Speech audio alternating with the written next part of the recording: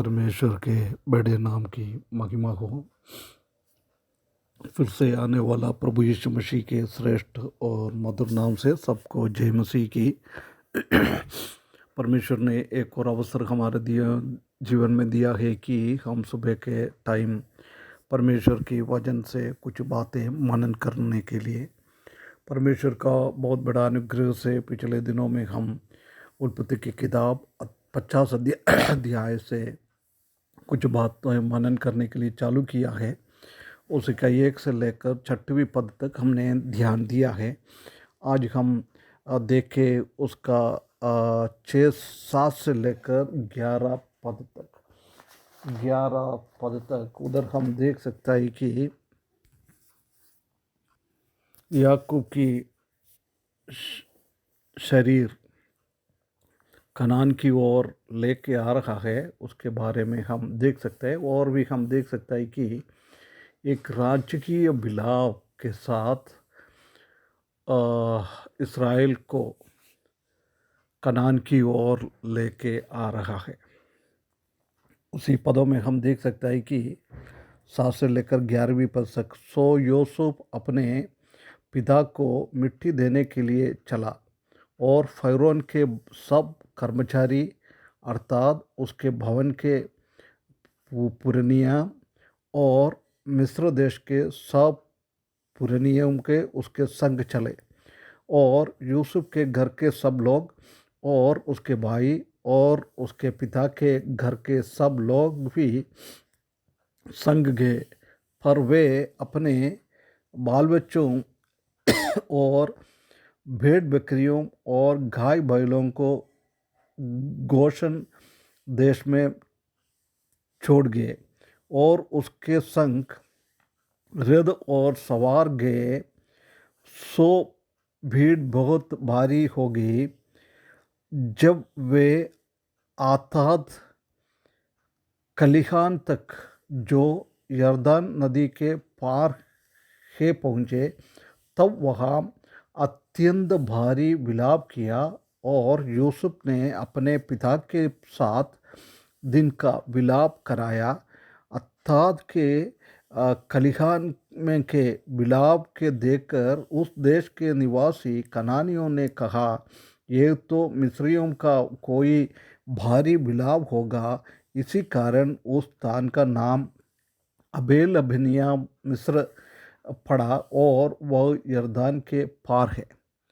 इधर हम देख सकते हैं कि याकूब को कितना एक बहुमति के साथ, एक आदर के साथ राजकीय घर का कोई भी शांत हो जाएगा तो कैसे आदर के साथ उसी का अंतिम संस्कार करता है, ऐसी इधर हम देख सकते हैं कि इस्राएलियों के साथ कौन कौन है। मिस्री की कई लोग उसी के साथ आ गया है।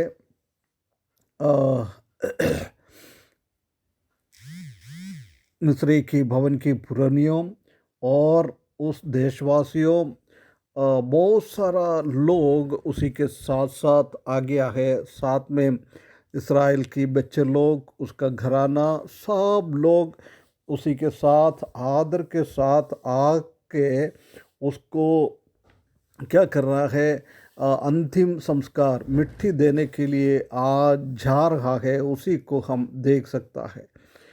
याकूब परमेश्वर की आदर की एक दास है ना। गोत्र पिता का 3 में से आखिरी है। इब्राहिम, इसहाक और याकूब, उसमें से आखिरी व्यक्ति था याकूब। इसलिए याकूब को लेके जा रहा है। इतना विलाप इसराइली मिस्रैम से लेके आ रहा था। जब कनान की लोग बोल रहा है इतना विलाप ये मिस्रैम की है, बहुत ज़ोर ज़ोर से विलाप करते हुए आगे बढ़ गया है। इसी बात को हम देख सकता है। ये हम देख सकता है कि morning is a natural and healthy process. ये विलाप करना ये प्राकृतिक एक रीति है, वो हेल्थ के लिए भी अच्छा है। ये हम जानता है कि जोसेफ एक एक विश्वास का व्यक्ति था। उसको मालूम है याकूब एक अच्छा जगहों में चले गया है। उसके बाद भी हम देख सकता है कि उसने बहुत अंदर का हृदय के अंदर से उसको वेदनाएं और दुख और तकलीफ उनका पिताजी के बारे में थे। हम जानते हैं कि वो रो भी सकता है, रो रहा है ना। सोलोमन ने भी सबोपदेश का 3 का 4 में हम देख सकता है कि रोने के लिए एक टाइम, हंसने के लिए एक टाइम, विलाप करने के लिए एक टाइम और नाचने के लिए एक टाइम। मतलब हर एक टाइम अलग अलग तरीके से परमेश्वर ने दिया हुआ है। ये बात को हम उधर देख सकता है। कभी हम ऐसे सोचता है ये ऐसे कोई मर जाएगा तो उधर रोना ये एक अच्छी बात नहीं है, ऐसी हम कभी कभी सोचता है। परंतु प्रिय भाइयों बहनों, ऐसा नहीं है।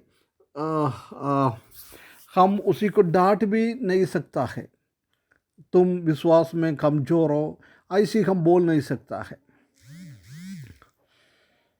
हम जानता है कि हमारा अनुग्रह, परमेश्वर का अनुग्रह हमको कभी भी नाश नहीं करता है, परंतु हमको साफ करता है, हमको अच्छी तरफ से चलने के लिए आगे बढ़ाता है। ऐसी प्राकृतिक अफेक्शन, एक रोने का, ऐसी ऐसी ये सब चीज़ परमेश्वर का अनुग्रह से और रहा है। इस बात को भी हम इधर देख सकता है।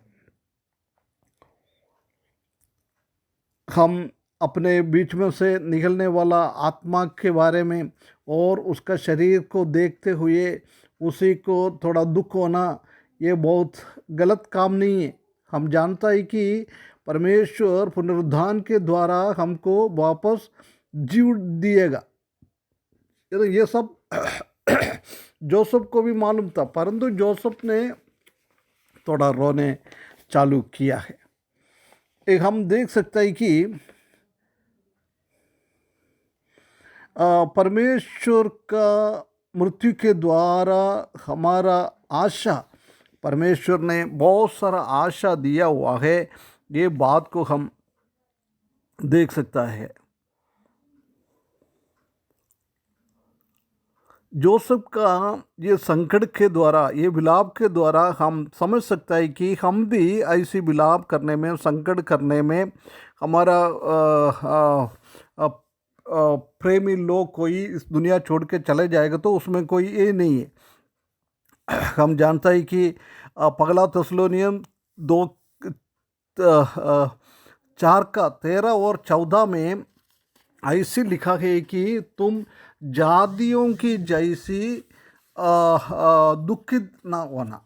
मतलब ये मृत्यु के द्वारा थोड़ा बहुत दुखित होना ठीक है, परंतु बिना आशा नहीं है, ऐसे लोगों के जैसी हम निराश नहीं होना है, क्योंकि प्रभु आएगा, मरे हुओं को जिलाएगा।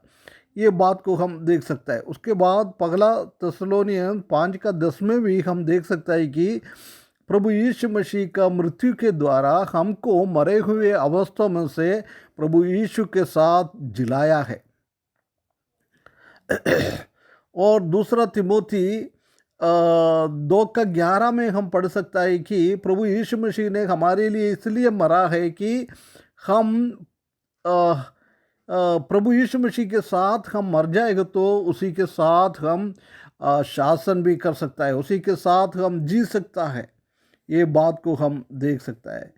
हम जानता है कि हमारा प्रियजन एक अच्छा जगह में चले गया है, परंतु हम उसी को हमारा ध्येय ये सब करने के लिए थोड़ा रोने से कुछ ये नहीं है। हम देख सकता है कि और हम देख सकते हैं कि दूसरा कोरिन्थियों 4:18 में हम देख सकते हैं कि हम बिना देखते हुए चीज़ों के लिए विश्वास करना है और रखते हुए चीज़ों के लिए नहीं है, हैं, ये बात हम देख सकता है। इसलिए हमारा विश्वास में आगे बढ़ना ये हमारा आशा है, ये हमारा प्रत्याशा है। प्रभु यीशु मसीह वापस आएगा, मरे हुओं को लेके चले जाएगा, वो मरे हुए अवस्थों में से जी उठेगा। परंतु उसी के वो आशा रखते हुए भी हमारा शारीरिक रीति से हमने कुछ दुख द्वारा, ये कभी गलत नहीं है। हम किसी को भी उसी में आत्मिकता है नहीं है, ऐसी हम किसी को बोल नहीं सकता है। इसलिए हम आशा के साथ, हमारा भी कोई ऐसी प्रभु में सो गया हो तो हमारा मानसिक रीति से रोने से कुछ गलत नहीं है। और वह आशा में हम उसी को इस दुनिया से हम अंतिम संस्कार देना है, ये बात इसी चीज़ों से हम सीख सकता है। प्रभु परमेश्वर की बड़े नाम की महिमा हो।